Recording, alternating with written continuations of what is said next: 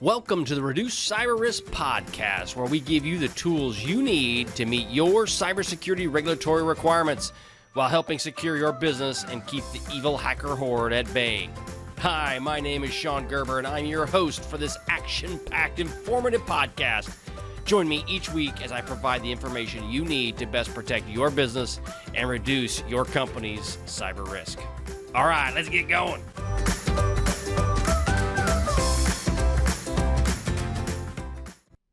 Hey, y'all, Shon Gerber with Reduce Cyber Risk. In today's episode, we are going to be talking about some cybersecurity news that have hit the recent wire, and then also some cybersecurity training that I've got that is being put out, and it's a supplement to CISSP course that you'll see out there from different companies. Along with myself, I have a CISSP course available as well.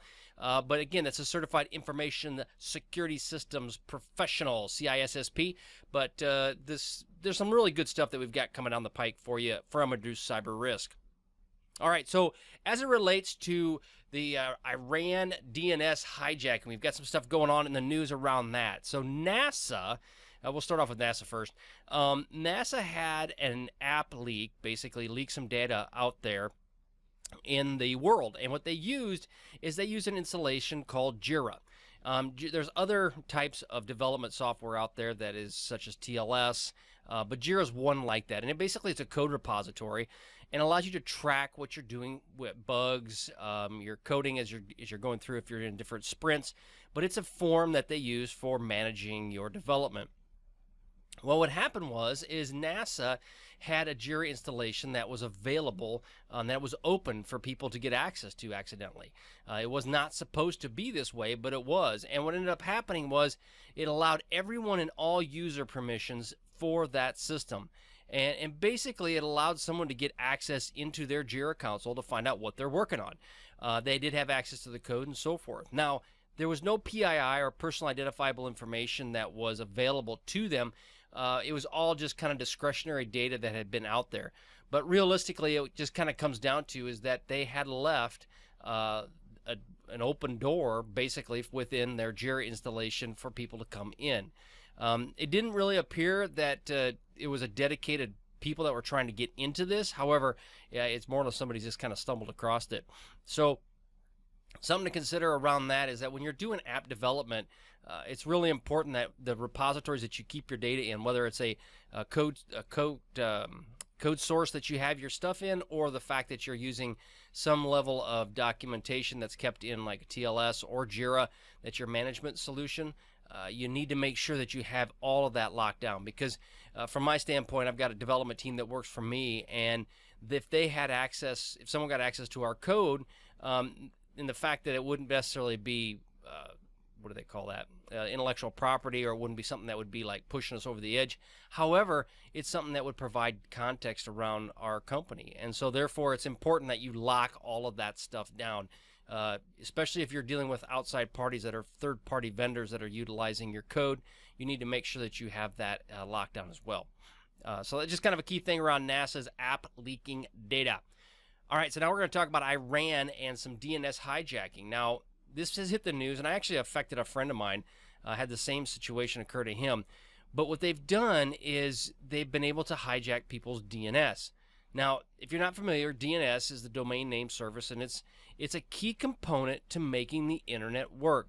And really what it does is everybody's website has an IP address, and these IP address might be, I don't know, let's just say 13.22.16.75, and that it's really hard to remember all of those numbers. I mean, so if you typed in those numbers, you can get to that site, but it makes it way too hard for somebody like us humans to be able to understand all those numbers.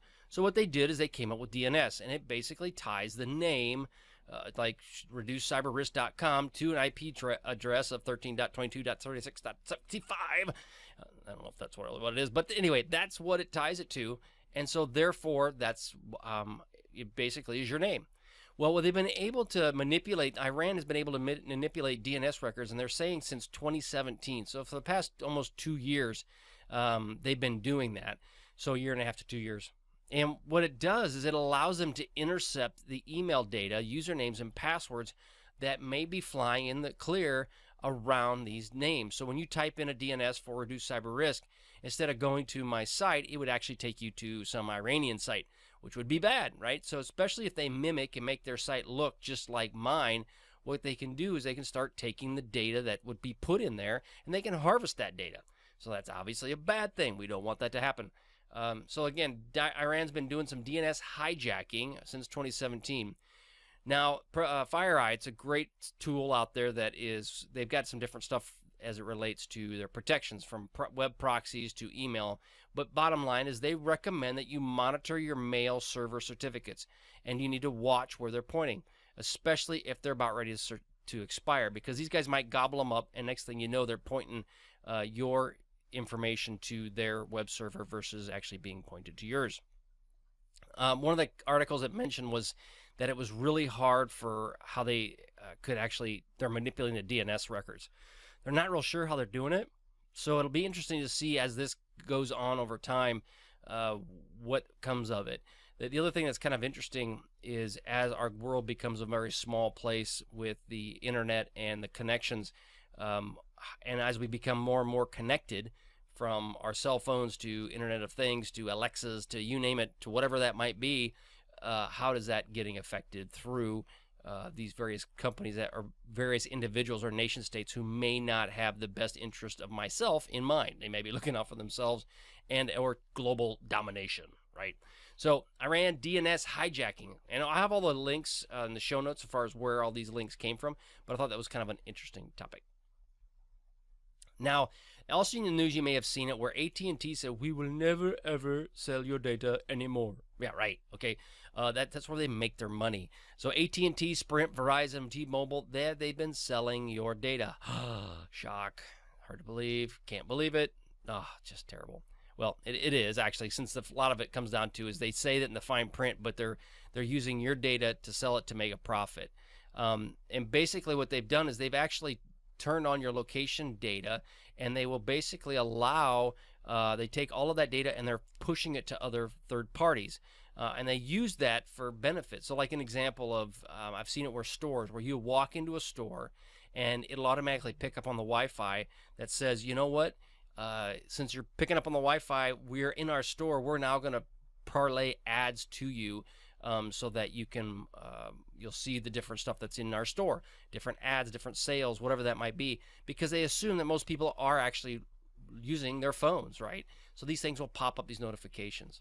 One comment they made, I have in quotes, is even those with a clear consumer benefit, they will not allow it to be sold anymore. So again, they were taking your aggregation of your location data, since an AT&T standpoint, and they were turning around and selling it to third parties as a profit. So they're making money off you from the sale of the phone or the use of their service, along with selling your data. And this is where data is going to become more and more valuable. It's amazing, because as we become a data-driven society and we have artificial intelligence and machine learning kicked in, the data is going to become more and more valuable. They had an example in the article that they said Joe Cox, he actually paid $300 to a bounty hunter to be tracked. This guy by the name of Joe Cox was to be tracked. Actually, not the guy, but the reporter. He was able to track and locate a U.S. phone number for $300, and he discovered it through a third party that had purchased the subscriber's location records. So basically, for $300, you can hunt somebody down, and it's from their phones. Why? Their phones are on all the time. The other thing is you click on the EULAs, which is your end user license agreements. You click on these so often that to say yeah, accept my location. Well, when you're doing that, you are allowing these people to potentially use your location and sell it to other people. So again, $300, they can find you. If you're a bad person and you don't want somebody to find you, so that will be interesting to see if that comes. I personally believe it's going to happen. It's just a matter of time. Now, recently, Sprint is going to be purchased by T-Mobile. And T-Mobile made the comment that it will not knowingly share PII or personally identifiable information. Something to keep in mind with PII, that is a U.S. kind of based term, but it's, again, privacy information. And then lastly, kind of along all these lines, is that we're seeing more and more pressure from the U.S. with the U.S. government to come up with some sort of privacy law similar to GDPR. So it's kind of a GDPR-ish kind of law. So that will be interesting to see if that comes. I personally believe it's going to happen. It's just a matter of time. They got to put something in place, but we'll see where that potentially goes here in the future. All right, so we're going to move on to our training for the CISSP. Hi, my name is Shon Gerber with Reduce Cyber Risk, and this is the ongoing training for the CISSP, or Certified Information Systems Security Professional. Yeah, that's a lot of words. But bottom line is this is a supplemental course that's going to help with that training.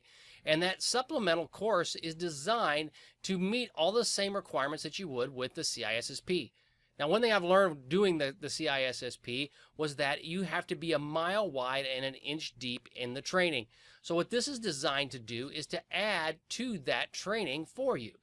So the purpose of it is going to be just some quick down and dirty things that you can help you become successful as a security professional within your organization. All right, so let's get started. So information security governance, what exactly is it?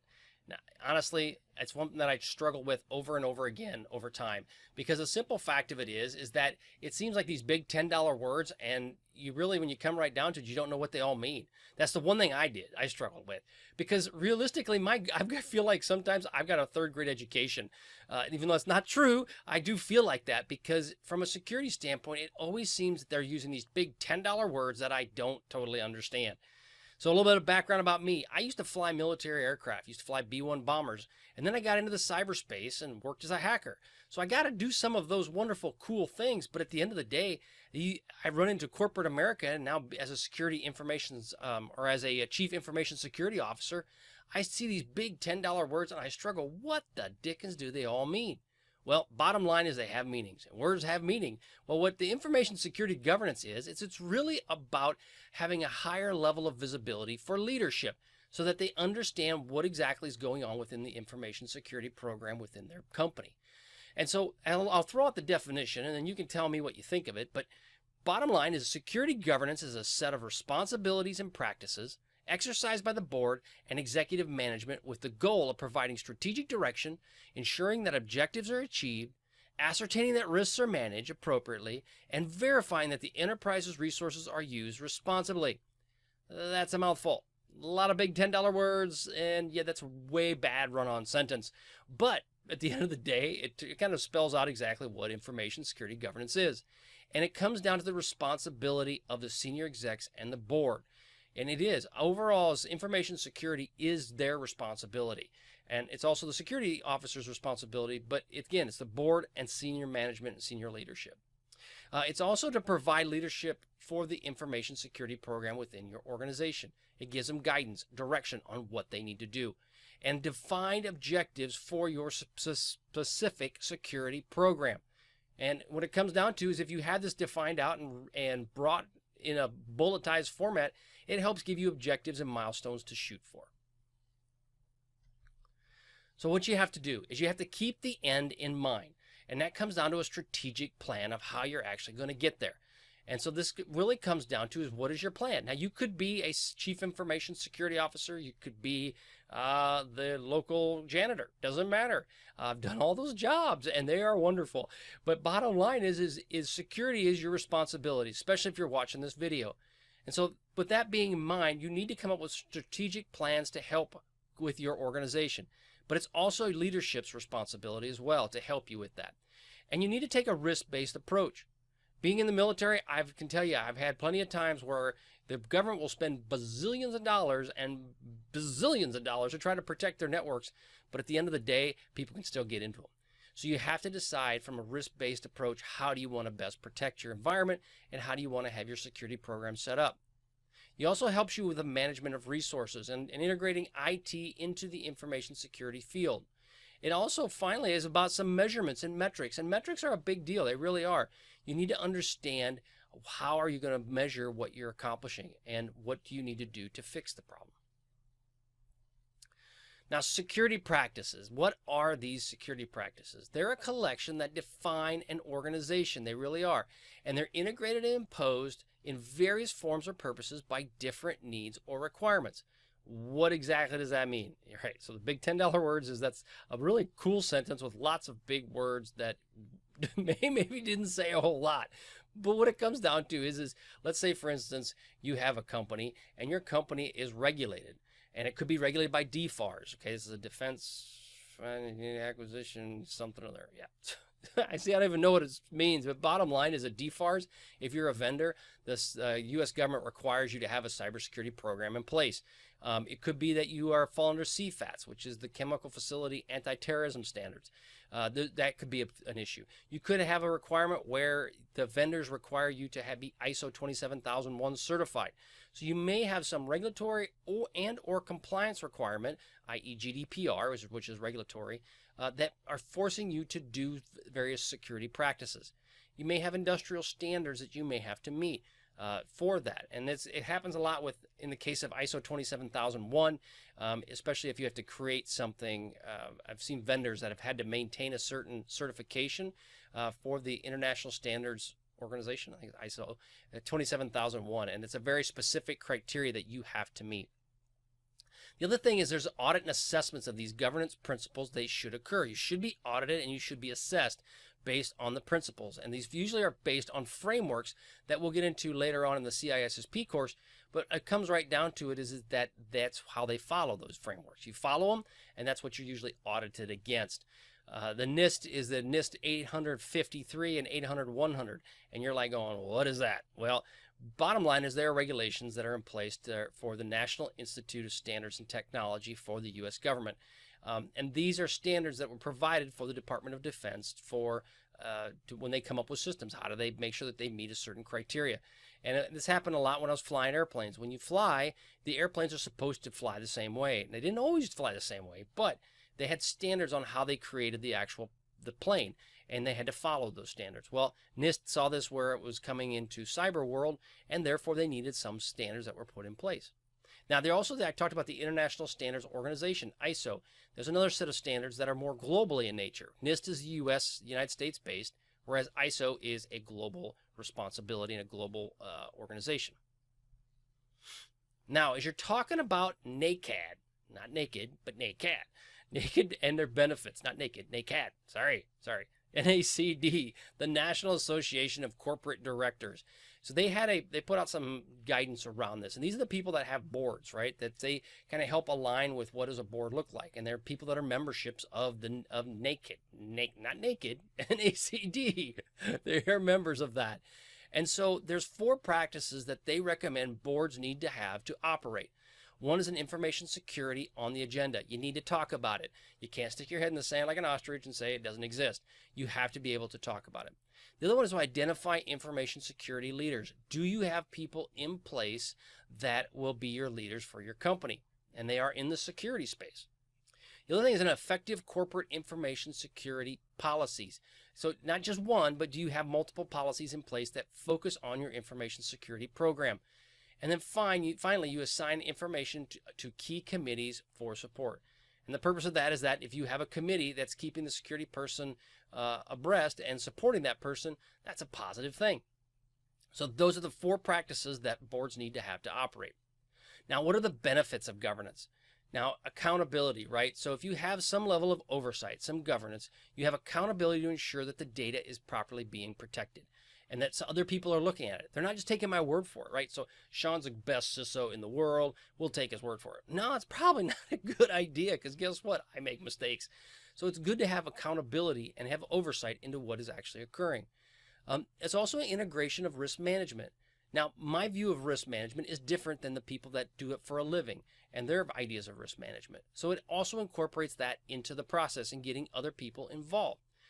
It's protection also in some respects from some level of civil or legal liability. Now, that doesn't mean you're going to be protected. And also, a disclaimer, I ain't a lawyer, not going to happen. I ain't even someone that can speak English well, because I used ain't twice in a sentence. But bottom line is that you need to talk to a lawyer, especially if you are an organization that is looking for add cybersecurity to your to protect your company.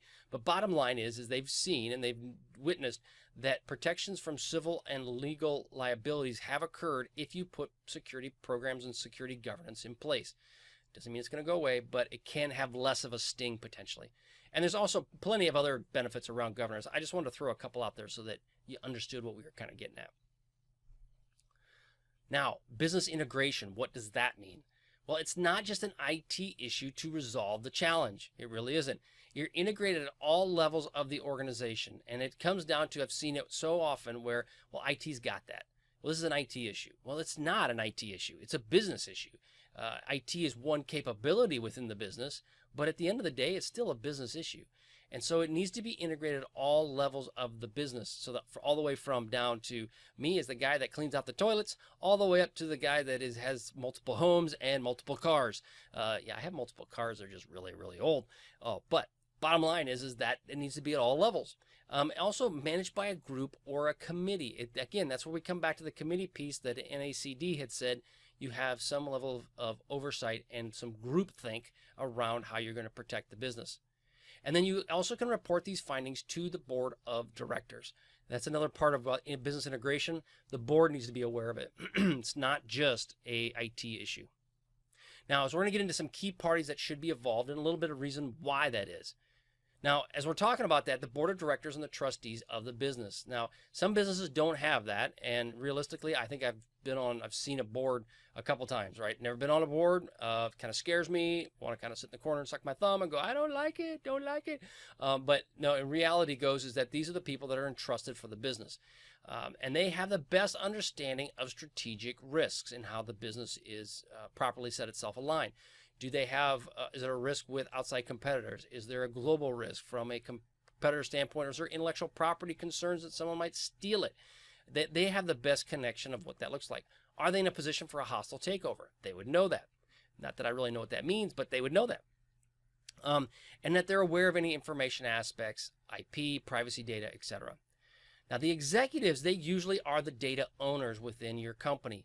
They are ultimately responsible for the data and the protecting of the data. That's the ones that do it. Now, they may entrust their thoughts to people like myself to help them with that, but at the end of the day, the data belongs to them. Now, steering committees, we kind of talked about this a little bit as well. Members of the board or executives and security that are part of this committee to help guide the strategic view of where you're going to take your organization and how you're going to protect your data. They also best understand the culture and the organizational objectives of the company. As we all know, the culture is very different from company to company. And so the steering committee will help bridge that gap and understand what that could be. Now, your chief information security officer, me, guy like me, they can be legally responsible for information security. And it's becoming bigger and bigger issue where as a CISO, you are legally responsible for the data. That's a scary proposition because realistically, I don't always have control of the data and I don't always have control of the security. Sometimes these decisions were made before I even showed up. So as a security professional, be careful what you wish for because you never know what you're going to get. And the CISO will also provide strategic direction based on your organization's objectives, which then come down from the executives and from the board. So they kind of help drive those things forward within a company. Thanks so much for joining me today on my podcast. If you like what you heard, please leave a review, and as I would greatly appreciate any and all feedback. Also, check out my videos that are on YouTube. Just search for Shon Gerber, and you will find a plethora of content to help you secure your business. Lastly, head on over to Reduce Cyber Risk and look at all the free stuff that's available for our email subscribers. It's growing each and every day. Thanks again for listening. See ya!